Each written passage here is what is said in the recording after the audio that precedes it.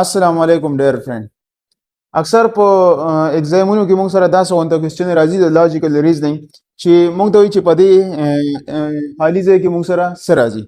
نو اوس موږ څه وکړو؟ موږ وګورو چې دلته هم 63 دی، دلته هم 63 دی او په آپشن کې موږ سره 63 موجود دی. نو موږ وایو چې بس دلته کې هم موږ سره 63 راځي. خو لیکن داسې نه ده، دومره اسانه کوېسچن نه راځي.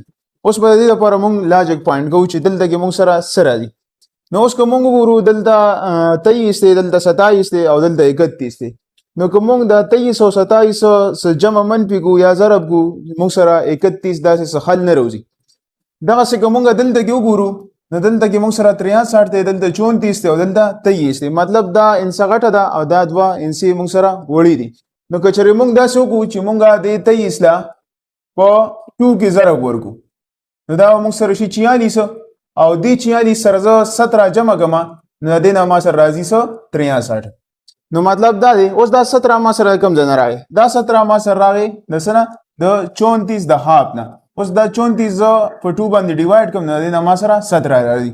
نو دلته کې ما د دې 23 ډبل واغوستو نو هغې نه ما سره 46 راغی او د 34 مې هاف واغوستو هغه ما سره 17 راغی او دا دواړه ما څه وکړه جمع کړه نو ما سره 63 راغی. اوس هم دا ټریک دلته کې یوز کوم.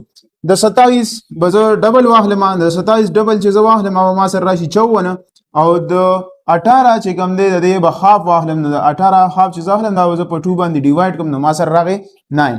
نو اوس دا 54 سره چې زه 9 پلس کړم نو د دې نه ما سره 63 راځي. نو مطلب دا دی چې دې ځای کې موږ سره کوم ټریک یوز شوی دی هغه هم دا ټریک دی.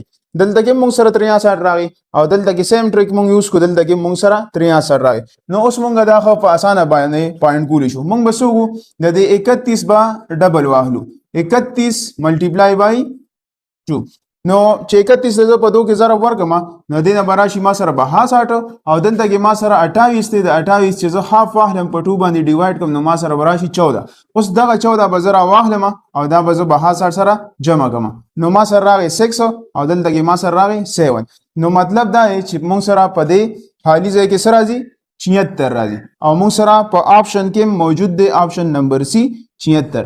نو آپشن نمبر سی چې کوم دی دا موږ سره کریکټ آپشن دی. Thanks for watching.